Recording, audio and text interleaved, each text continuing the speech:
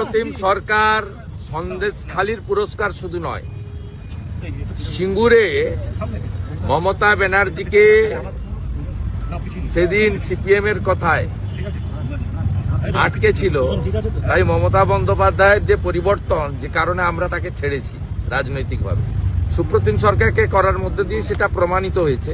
সুপ্রতিম সরকারের সম্পর্কে আমার থেকেও বেশি প্রাক্তন বিধায়িকা, প্রাক্তন ডেপুটি স্পিকার সোনালী গুহ জানেন, তার কাছ থেকে জিজ্ঞেস করবেন। আর পীযূষ পান্ডে অ্যাক্টিং ডিজিপি হয়েছে, ফাইনালি ইউপিএসসি দেবে। অতএব স্বাভাবিকভাবে মমতা ব্যানার্জি যে রাজীব কুমারকে রাখতে এত চেষ্টা করেছিলেন, একজন আইপিএস অফিসারকে স্যাটে পাঠিয়েছিলেন, নানাভাবে চেষ্টা করেছিলেন রাজীব কুমারকে রাখতে এবং 6 মাস এক্সটেনশন পেত, যেহেতু নির্বাচন আছে।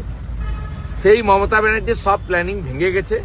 পীযূষ পান্ডে এমনি লোক, বাহ্যিকভাবে আমি যেটুকু জানি, যেহেতু এই রাজ্যে অনেকদিন ধরে আমি পাবলিক রিপ্রেজেন্টেটিভ, পলিটিক্সের সঙ্গে যুক্ত, পীযূষ পান্ডে এমনি খারাপ লোক নয়, কিন্তু ওকে কাজ করতে দেবে বলে আমার মনে হয় না।